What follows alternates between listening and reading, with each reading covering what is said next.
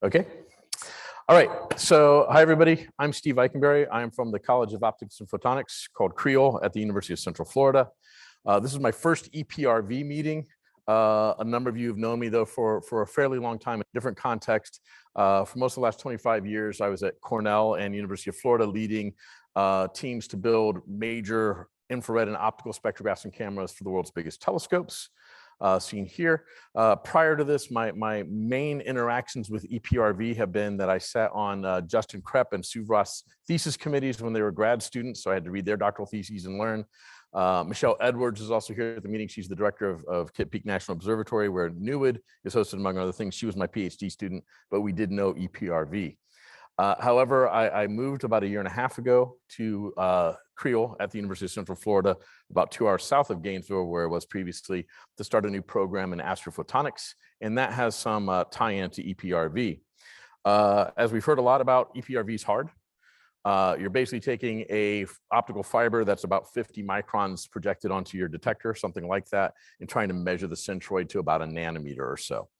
If you had a nice, simple, smooth circle like this, you could just pile up photons and the signal to noise goes as 1/√n, and you'd be all set. But multimode fibers don't look like this. They look more like that, ugly, nasty, speckly things.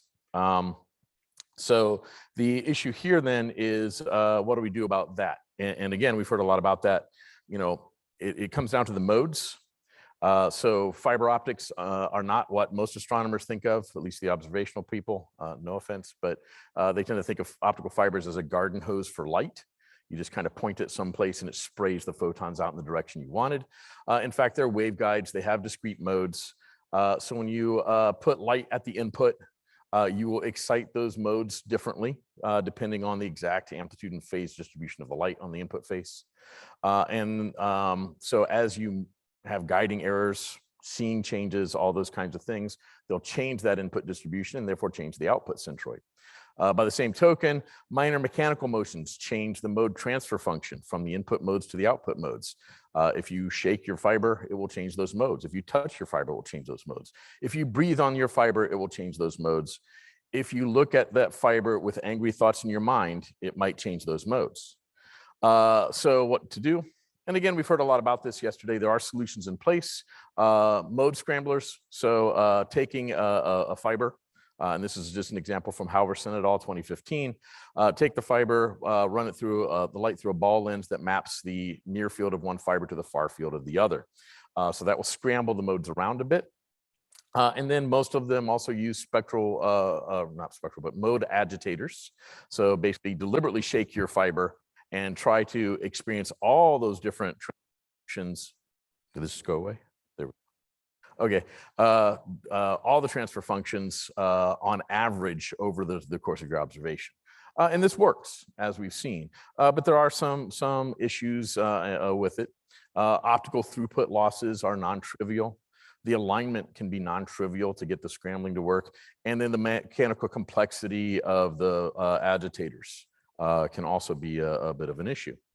So what we're developing here at Creole, we have developed actually our flat top optical fibers. So these are optical fibers with internal nanostructures. This is an SEM microscope image here of the thing. And what you can see is an outer core, the dark stuff. That's just, this is a standard silica fiber in some sense. So that's fluorine doped silica, that is the cladding, and then the inner white part that looks kind of like the cross section of a pomegranate, that is the nanostructured core of the fiber. So the white color, the light color, that is pure silica, and then we've got thousands of rods that are 100 nanometer-ish in size, all dispersed throughout this thing in a quasi-random pattern. And that creates fiber mode mixing internally inside the length of the fiber. And that makes it, we basically fully mix the modes. That makes it insensitive to changes in the input modes. It makes it insensitive to mechanical motions as well. This particular one, that core region is about 100 micron fiber, Na equals 0.22. And what we made is we actually made a 10 meter fiber, it should say here, standard fiber, but in the middle of it spliced in is 5 meters of the flat top, designed for 1.5 microns. So we make this at Creole. shown here on the left, that's our draw tower for making optical fibers. We have, I would say, almost certainly the most advanced fiber optic and fiber micro device manufacturing facility at any university or research institute in North America. I can say that because I'm not the one who runs it. So, but it is a very advanced facility. We do some pretty cool stuff. You can see our flat top fiber here at the top.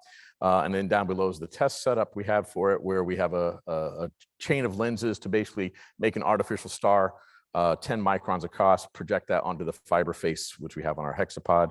And then the fiber is just shown there to the right. It's that blue coiled around fiber. It's FCPC connectors, nothing unusual. And then we have our very high-tech measurement system down here, which is a CCTV lens on a DMK uncooled camera sitting on a non-isolated, no vibration isolation benchtop in an open air scenario, which is exactly what you want for EPRV, right? We'll come back to that in a second. So our flatness, just to look at that a little bit more in close up, these are very flat fibers. The variation, the RMS variation intensity across the surface is less than 2%. And in fact, if we take cuts, one's vertical, one's horizontal they're about 1.4, 1.8%. So somewhere in the 1.5 to 2% range is the flatness that we achieve with this particular fiber. Click. Then motion stability. So what we've done here, this is just the standard fiber. We have two identical fibers. One's got 5 meters of flat top in the middle. The other one does not. It's just the 100 micron step index fiber all the way through. So what we did here is we looked at the output, we just spammed it full of green light, and then my graduate student, Jenny Marquez, who's in the audience, slowly moved the fiber back and forth. We made a movie. This plays at 4 times the speed. And I don't know how well the contrast shows up there, but you can see pretty clearly when we're not wiggling it, things are stable. And when we wiggle it, the modes move all around the place, right? The speckles change. So now we're stable here at the end again. Now let's see if I can get the slide to advance. No. How about this?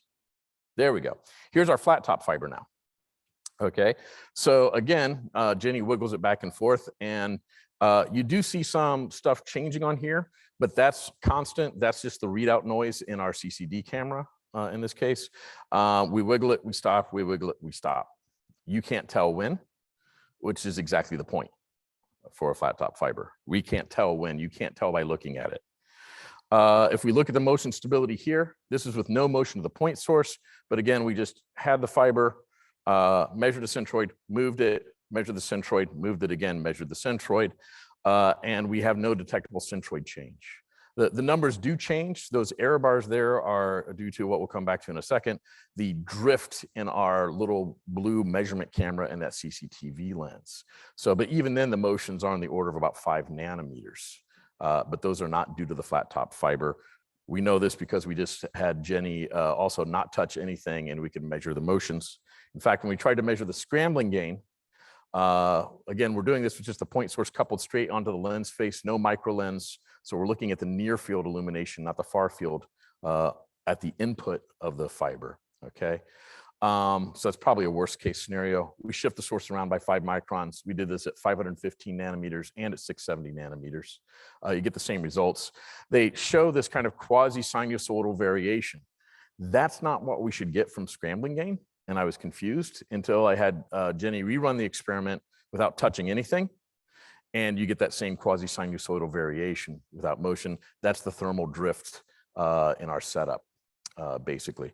However, if you were to assume incorrectly that that is due to the fiber, you would still get a lower limit on the scrambling gain of about 1700. We actually expect the intrinsic scrambling gain to be about 10,000 once we have a better test setup. So our big news flash from this, Nature paper in preparation, EPRV fiber centroids are hard to measure at this level, especially with environmental instability. So Sue Roth, if you're here in the room, you're welcome. You can use this tip for your designing your next one. Don't do this in the open air, we've learned. Don't do this on a non-vibration isolated table. Don't do this while your PhD advisor keeps walking into the room saying, how's it going? That will mess up the measurements. So yeah, Nature paper in preparation on that. In all seriousness, we're going to head back to the lab next week, redo the test with actual thermal isolation and vibration isolation. We'll include a micro lens. onto it. So we project the star far field onto the fiber face, which is, I believe, what most EPRV instruments do. And we expect this actual scrambling gain to be greater than 10,000. So some conclusions on this: the flat top fibers provide excellent mode mixing inside the fiber. They remove sensitivity to mechanical disturbance. They're insensitive to that. The throughput loss is about 3% when we splice them into standard step index fibers using a standard splicer. There's no alignment needed optically. That's just done at the splice. There are no moving parts on this, no agitators.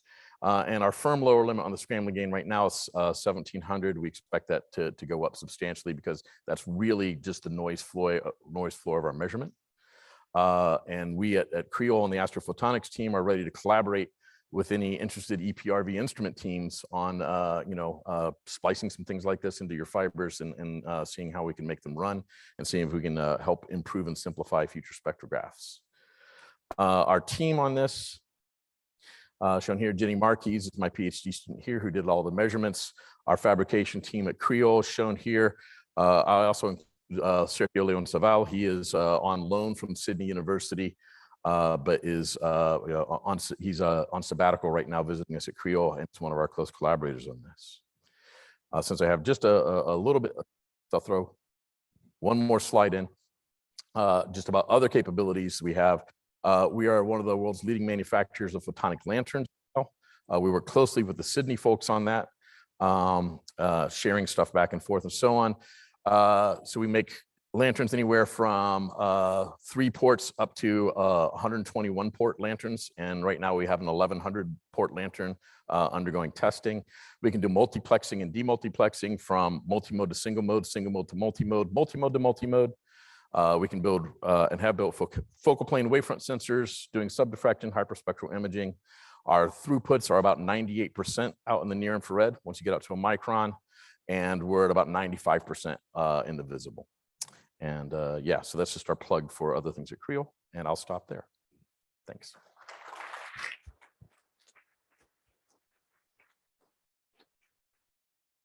Thank you, Steve.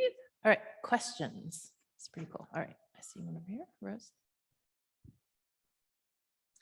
Great talk, thank you. Have you looked at the polarization state at the end? We had not thought about that until I met you on Sunday. And then also have since read Sam Halverson's paper from like 2015 and said, and I told my grad student Jenny on the way to dinner last night, we're going to need to check that out. I suspect with highly multimode is multimode, right? So the issues you guys see with single mode fibers are a problem. I think if we have 1,000 modes, we're going to beat that down by a factor of square root 1,000. But we're going to actually test that and verify that that's in fact the case. Yes, that's our new to-do item. Thank you.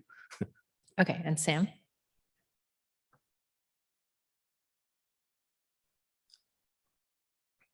Test. All right, great.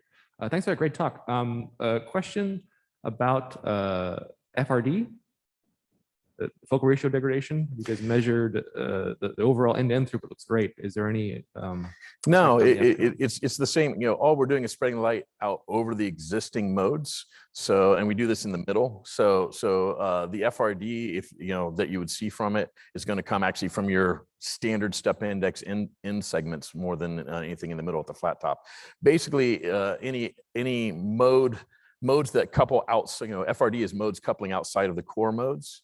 And if that happens in the middle and the flat top, that's just that's part of our throughput loss. So that's basically that really is the 3% that we're seeing. That's the FRD, but it expresses itself as a throughput loss rather than a spread in the light at the output. I have a question from Eric Ford. Does the quality of the mixing depend on the length of the fiber, or could you use just a few centimeters of your special fiber to get a similar level of scrambling? First, hi, Eric. Eric and I were on the faculty together at UF for a number of years, good friend. And the answer is yes, it does depend on the length. So we're looking at a 5-meter length here. We chose that because we wanted to make sure it's plenty long enough. We think that something like 1 meter or so should be okay. But that's something we're going to test in the future. Centimeters, I'm a little, there is a natural length where that takes for the mixing to happen. So we haven't probed that in too much detail yet. 5 meters is probably overkill. We will check it and see. I don't think a few centimeters would be sufficient based on our simulations. Okay. Thanks, everybody.